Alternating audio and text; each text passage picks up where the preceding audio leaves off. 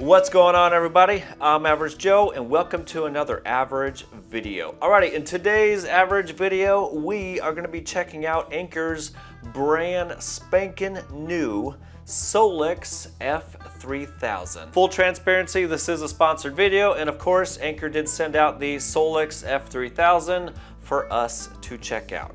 Alrighty, with that out of the way, let's get to it.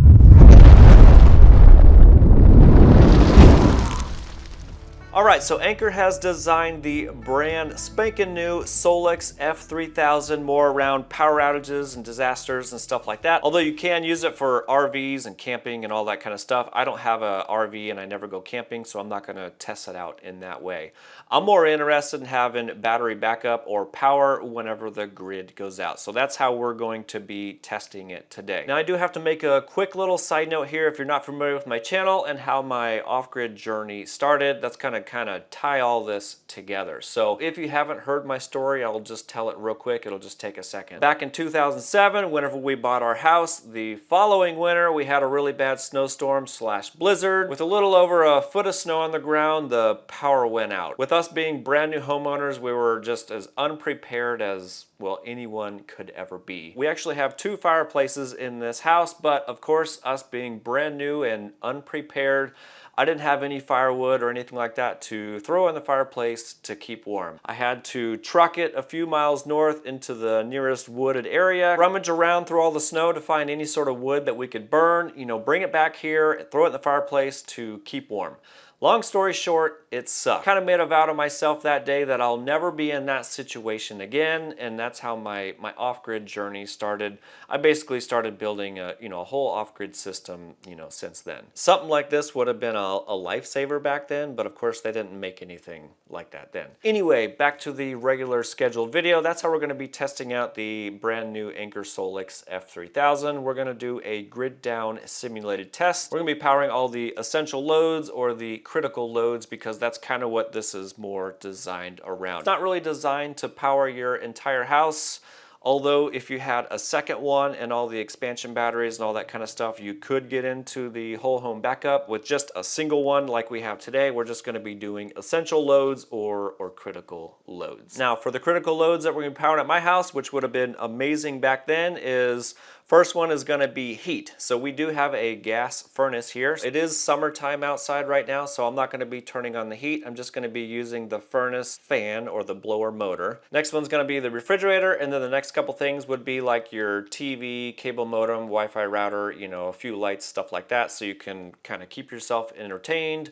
Maybe you want to keep an eye on the news, for the storm or whatever the situation is. Maybe you got kids and you need to keep them entertained. I don't know. Also, during this simulated grid down test, we're going to be recharging with solar, and we're also going to recharge from a generator, which should be pretty awesome because, well, we'll get to the specs and features here in just a second, but this should be a pretty interesting test because you can charge pretty quickly with this. Another thing for this test is we're not going to be running a bunch of extension cords or anything like that through my house, although for you could do that, or you could just plug things directly into it.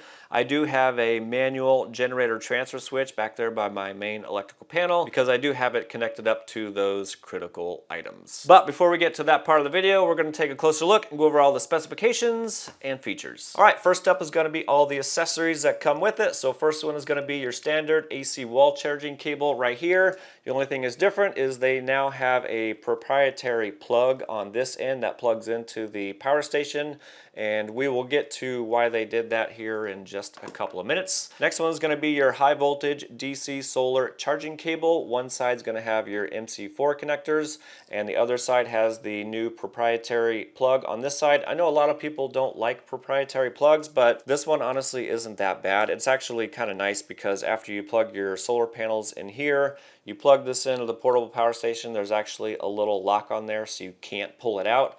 And then the other thing that kind of makes it nice with this is while this is plugged in, as soon as you push that button right there, the charging stops on the portable power station. I know whenever you're using like XT60 and 90, typically you just pull it right out. There's still live voltage in there. You could potentially create, an arc if you still have sun on the panels. I know many people aren't a fan of these, but this one is kind of nice. Next is going to be your quick start guide / manual. Now it's not like a super in-depth manual or anything like that. It's not a book. It's basically just a long piece of paper.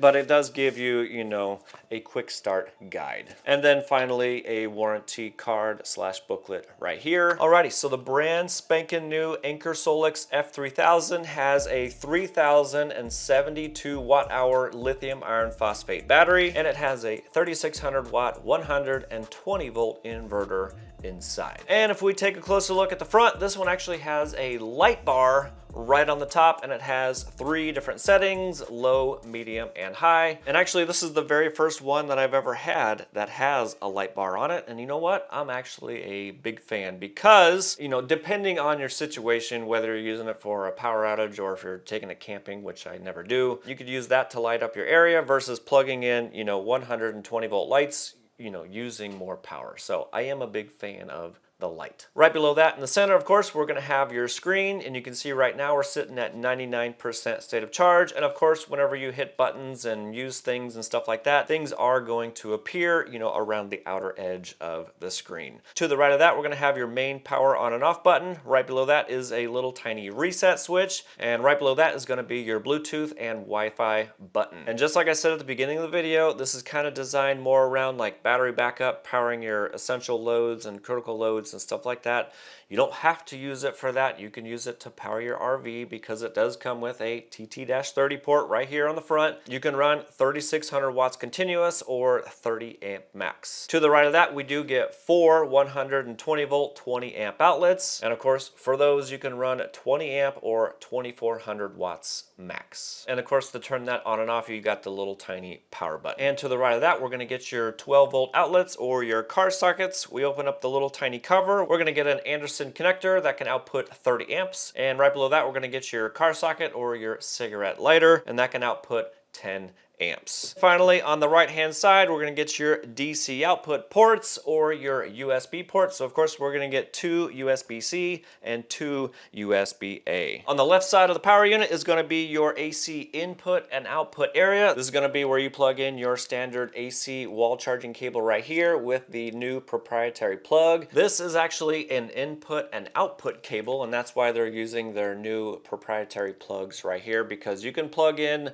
other things to this, not only the standard wall charging cable. They actually sent another cable that we can plug into that, and that is going to be their 30 amp generator cable. So of course it has their new proprietary plug on this side, and the other side is basically your RV charging cable or a TT-30 right here. So we are going to be testing out this today. So with this cable right here, we can do a max of 1800 watts, and then of course with the generator cable, we can do a max of 3600 watts. And that's also 3600 watts in bypass mode. So let's say we are fully charged and we're still running off a generator and we have to power, you know, a lot of things in the house, etc.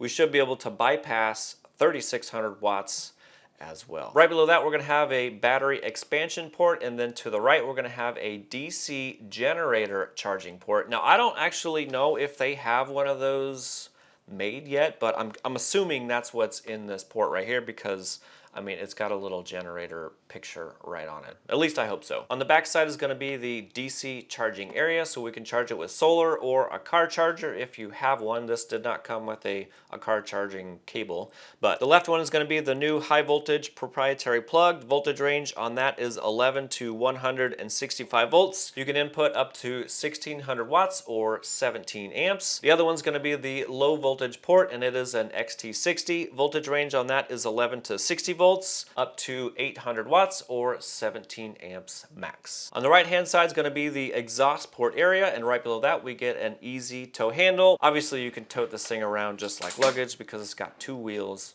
and a handle. And then finally is going to be the weight. This thing weighs 91.5 pounds, so it is kind of heavy. So if you have problems, you know, lifting things, it does have 2 handles, one on each side. So if you need to lift it up, you know, into a car or somewhere else, upstairs, etc., you can do the 2-man lift. All right, that's going to be all the specifications and features. Let's get to the simulated grid down test. Now, for the simulated grid down test, like I said earlier, I'm not going to run a bunch of extension cords or anything like that all over my house, although you could do that, or you could just plug, whatever you want into it.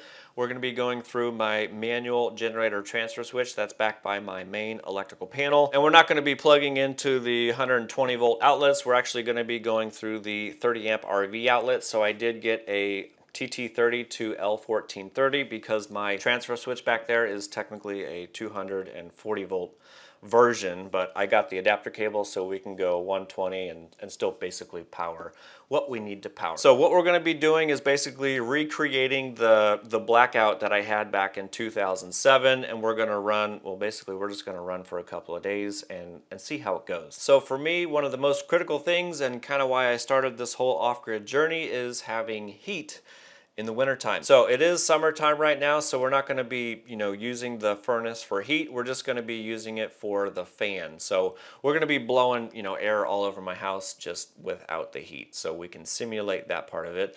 Next thing is going to be the refrigerator, because obviously you don't want to lose all of your food. Maybe you just went to the store. You don't want to lose all of that stuff. And then finally, we're going to be powering the TV room upstairs because we have a couple outlets and lights on that circuit right there. So we can power, lights. We can power the TV, the Wi-Fi router, cable modem, stuff like that. For example, if we needed to entertain ourselves, we can watch a movie. We could watch the news, if there's a big storm or whatever, we can keep an eye on the storm. And then, of course, if you have kids or whatever, you can entertain them with movies, etc. All right, so let's get this party started. All right, time now is 10:15 a.m. and we have the Anker SOLIX F3000 sitting at 100% state of charge. And we'll be using this for our grid down simulation, and we're going to be going through the TT-30 RV port right here. We're going to plug in our RV cord right here. We're going to turn on the AC output right there. Boom, powered on. And we're going to be going through my ProTrans 2 generator manual transfer switch right here, and we're going to plug in our L1430 cable right here. Give it a little twist, lift this up. All right, so for this simulation, we're going to be powering the TV room upstairs because just in case we need to keep an eye on a storm, etc., power a couple of lights at nighttime or use any sort of outlets that we need upstairs. We're not going to be powering the basement shop because it's a lot of my computer stuff, so we don't really need that for this simulation, but we are going to power the fridge and the furnace. So we're going to need circuit breaker C, E, and F. All right, circuit breaker C, E, and F. All right, back down here on the Anker SOLIX F3000, time now is 10:20 a.m. That's when our test officially starts. Again, we're sitting at 100% state of charge, and at this current moment, we're drawing 183 watts. So if we continue at that rate, we have 13.9 hours of runtime. However, I don't think that's how much we're actually going to get, because as the refrigerator kicks on, the furnace kicks on, the output number is going to go up and down, etc. But we will see how long it lasts. All right, if we take a look upstairs, this will be the refrigerator that we will be powering. So again, it is turned on. Of course, the freezer is on as well. And then we'll be powering this room right over here. So right now we currently have just this LED light on. And then in these two bins right down here is going to be our Wi-Fi and cable modem. And then that side's got a DVD player and a little tiny computer that we use for, streaming movies and all that kind of stuff. That's typically how we watch TV. So I will just leave it run like this for about 2 hours, and then once we hit that 2-hour mark or they're close to it, I'll come upstairs and turn on the TV and let that run for about 2 hours, and we'll see where we're at. All right, time now is 12:39 p.m. and we've been running for a little over 2 hours, and of course everything's been running fine. So just like I mentioned earlier, right around the 2-hour mark, I was going to come upstairs and turn on the TV and simulate watching a movie or watching a storm, etc. So that's where we're at right now. If you want to take a look at the app, right down here, it's showing we're drawing roughly 300 watts. So that's going to be the refrigerator, the LED light, the TV, the Wi-Fi router, and all that kind of stuff that's down there. And oh, actually the sound system is on now as well. Technically I could probably disconnect that so we could last a little bit longer, but I'm not too worried about it. Anyway, if we continue the 300 watt draw right up here at the top, it's gonna say we have 6 hours and 36 minutes of runtime. So that's where we're at right now. Once the movie's done, you know, in 2 hours or so, I'll come back up here and turn it off and we'll check in then. Alrighty, just a little check-in. Time now is 2:25 p.m. You can see the movie's still going. Everything's going just fine as it should. Right now we're pulling almost 700 watts, so that's gonna be the refrigerator, the light, the cable modem, router, all that kind of stuff, the TV, and the furnace. And if we continue running at that wattage, it says we have basically 2 hours runtime left. Again, I think we got a little bit longer than that because everything kicks on and off. And honestly, after the movie stops, I'll turn off the TV and that'll give us more time.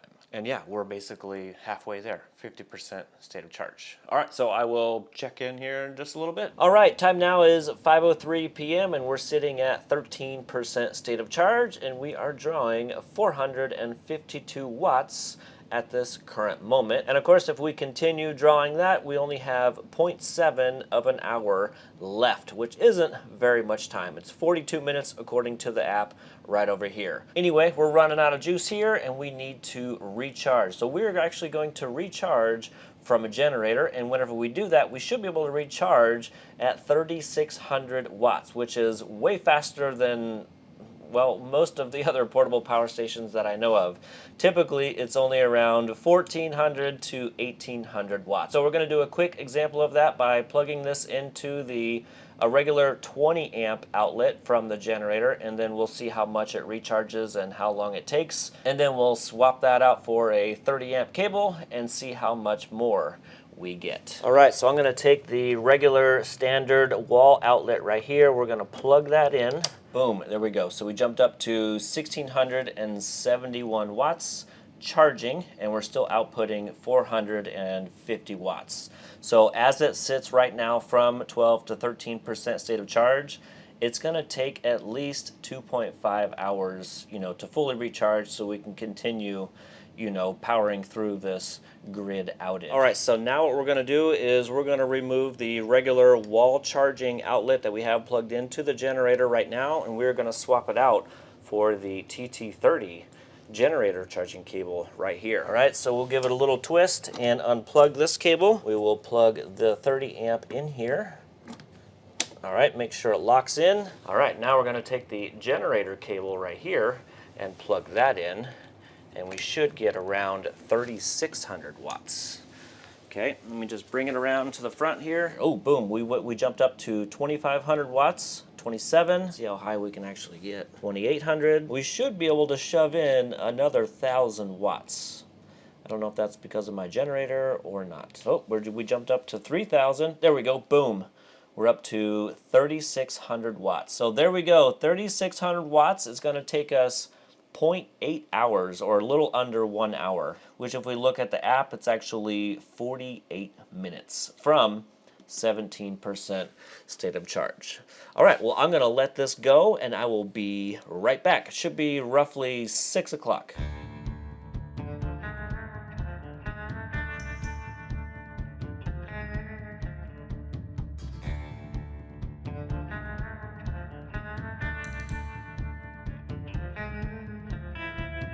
All right, time now is 6:17 and we're at 96% state of charge. The wife got home about 15-20 minutes ago and turned on more lights and all that kind of stuff, so it did take just a little bit longer to recharge, so we're not technically at 100% state of charge, but that is okay. We're still charging at 1,100-1,200 watts. So I'm going to stop the charging right now. I'm going to unplug the cable. Boom, there we go. Now we're drawing 310 watts. And we can run like that for 8.7 hours. Okay, so I think my furnace fan is getting ready to kick on. Maybe we can see that happen right there. We're at 300 watts right now. All right, furnace fan is on now, and now we're doing 700 watts. And if we run at 700 watts, we get 4 hours of runtime from 96% state of charge. Anyway, so I am going to continue the test. However, we're going to go into super critical mode, and we're only going to power the refrigerator, and hopefully we can power it through the night. All right, so we'll go up here to the transfer switch, and I need to turn off C and F, okay? So C and F. Boom, with all that stuff off, and we're just powering the refrigerator only. We're doing 154 watts, and from 95% state of charge, we'll get an average of 14.7 hours of runtime. But that is going to change, of course, because I think just the compressor is kicked on right now. Once that shuts off, this is probably going to go back up to like 3 days. Time now is 6:20 p.m. All right, it is the very next day, and the time now is 12:51 p.m. So we've been running the refrigerator overnight and then into the next day. So a little over 12 hours, and we will hit the little button here and see where we are at. So we are sitting at 18% state of charge. And at this current moment, it doesn't look like the fridge is drawing anything at all. So of course, we're gonna get 17.9 hours of runtime. Alrighty, next what we're gonna do obviously is recharge it, and we're gonna recharge it with some solar panels, and we're just gonna be using these 4 panels right here. 4 of these in series should get us just under the 165 volt limit. We're gonna start charging with that, and then we're gonna add the generator as well. And these are also the solar panels from Anker. They are Mission Solar brand, and they are 410 watts each. Open circuit voltage is 37.4. The voltage under load is 31.4. And the current at Pmax, which is basically perfect conditions, we should get 13.7 amps. So the temperatures today is basically 90 degrees out, so these panels are gonna be nice and hot. 1 o'clock, so the sun is basically perfect position for these panels. However, since it is so hot out, I don't think we're gonna get the full, 1600 watts. I think we'll get a little bit less than that, but we'll plug them in and see what we get. All right, we're gonna be using the supplied high voltage DC solar input wires. These are their proprietary ends on this side, and the other side's got the MC4 connections. So we're going to plug in our solar panel array into these right here, and then the other side is gonna be plugged into the back side of the unit. We're gonna plug it in right now. Here we go. Now we're starting to charge. All right, so it looks like we're kind of settling in around 947, 950 watts. Okay, so we're inputting this and we're still outputting 160 watts. If we stuck with the 1 single array, this will give us a recharge time of 3.8 hours. Okay, now I'm going to plug in the generator and we will see how that works.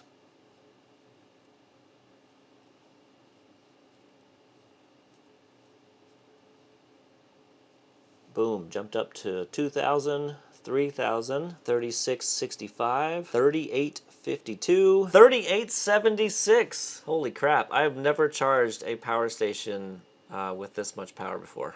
Okay, so if we continue, we'll just say at 3,800 watts incoming, it's gonna take us less than 1 hour. Right here it says 0.7, but if we take a look at the app, it's actually 42 minutes.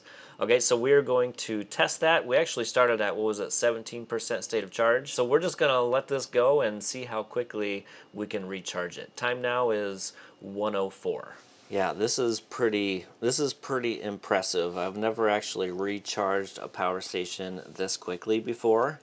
And also keep in mind is we don't have the full solar input yet. We can do 2,400 watts solar incoming. So on the high voltage side, it's 1,600, and on the low voltage sides, which we are not using, we can add another 800 watts. Nice.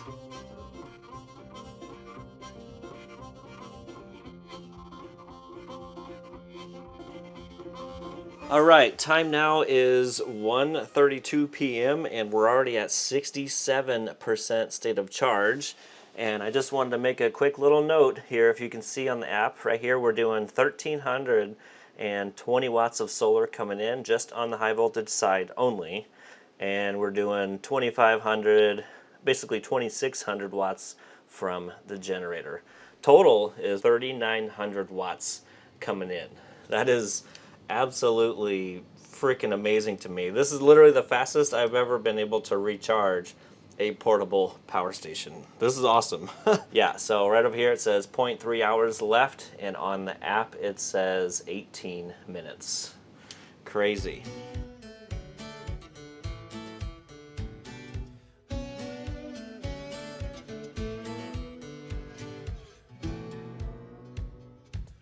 Alrighty, time now is 2:03 p.m., basically 1 hour later, and we are sitting at 98% state of charge. We're only inputting 752 watts total. We're still powering the refrigerator.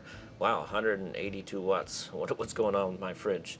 Anyway, if we take a look at the app, we still have 567 watts of solar coming in, and we're only pulling 183 watts from the generator. So I'm actually going to unplug and shut down the generator real quick. Give me just a second. Boom, there we go. Generator is shut off, and we're actually inputting a little bit more solar. So we're jumping up to about 814 right now. Nice. So basically we're just powering everything off of solar at the moment, so that is pretty sweet. So this is really, really nice, being able to charge this from practically zero. I know we were a little bit higher than that, but all the way up to 99% state of charge in basically 1 hour.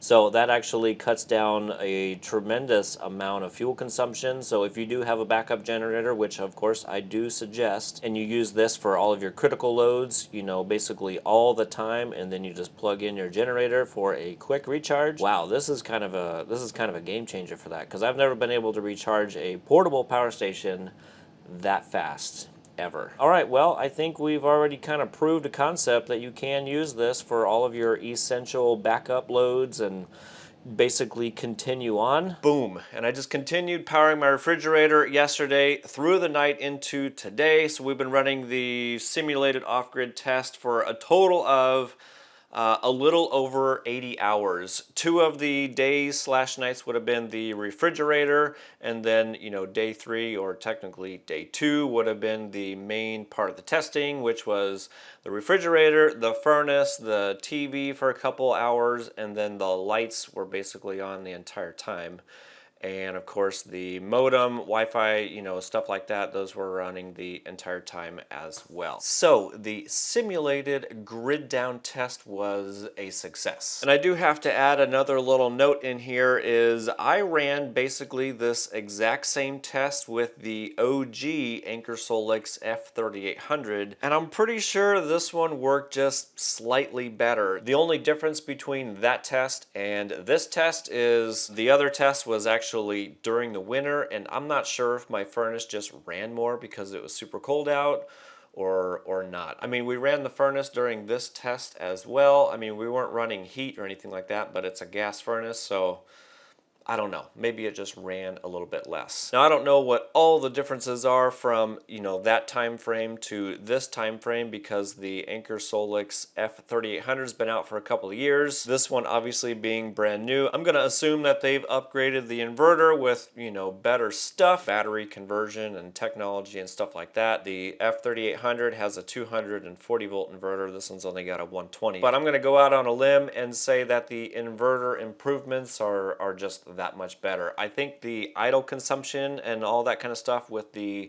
new F3000 is a lot better. So the efficiency rating is a lot better, and you're not wasting any electricity, you know, just during the idle consumption. Like if you're just powering a refrigerator, you know, the compressor kicks on and off. So during the off time, this is going to consume less energy than the OG F3000. So the improvements are much better. All right, anyway, a few takeaways or things that I've learned during this grid outage test would be, well, for one, my refrigerator uses a little more energy now than what I thought. So I don't know, maybe there's something going on with my refrigerator. I'll have to look into that. The coolest thing with this is the ability to recharge from a generator, not only at the, you know, 16 to 1800 watts with the standard AC charging cable, but you can recharge at 3600 watts with the RV cable. That is fan-freaking-tastic. Now I know I've probably said it many times in the video, but I have literally never been able to recharge a portable power station that fast ever. So that would be something that I would recommend, is if you do end up getting the F3000 right here and use it for essential loads, you know, just a single unit like I have right here, and, you know, do the same thing that I did. One thing I would recommend, of course, is having a backup generator, basically to recharge the F3000, because if you're using this for all of your essential loads, you know, it's going to carry you I guess depending on what your load is. It's going to carry you, through the day or through the night, and then whenever you get down to a low percent state of charge, you just plug it into the generator for literally 1 hour and you're basically full charge again, and you can start the cycle, all over again. Of course, the other thing I would recommend is getting some solar panels so you can set up a small array. I would say maybe 16 to 1800 watts that you can plug in to the F3000, and then that way, you can use less gas, it's gonna be quieter. Then if you use a gas generator and solar, you can recharge this really, really fast. It's unbelievable. If I had something like this back in 2007 when we originally lost power that very first time, when we were just baby homeowners, oh, life would have been so much better. Anyway, all I can say is if you need some backup power for your essential loads or your critical loads, this will definitely do it. Again, like I said just a second ago, I would recommend having a generator for backup charging only, and you're going to want to get the TT30 generator charging cable. At a minimum. And then of course the second one, if you can swing it, you don't have to do it right away, is getting a small solar panel array. You don't have to get the Mission solar panels that I have outside, from Anker or anything like that. You can get really any kind of solar panel you want. Just set up a small array, 16 to 1800 watts, and you're gonna be good to go. It's kind of like that saying, 2 is 1 and 1 is none. All right, that's pretty much all I got. I'm gonna start wrapping up this video. So of course, if anybody's looking for the brand spanking new Anker SOLIX F3000, I'm gonna have links down in the description. If anybody has any questions, comments, or concerns, I'd love to read those down in the comment section. And finally, of course, if this video was helpful in any way, make sure you like that smash button on your way out, and I will see you on the next one.